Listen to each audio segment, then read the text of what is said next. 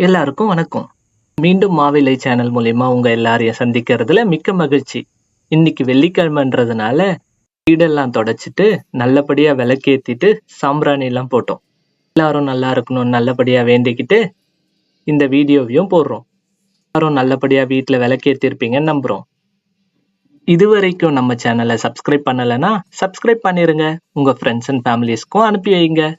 மீண்டும் சந்திப்போம். நன்றி.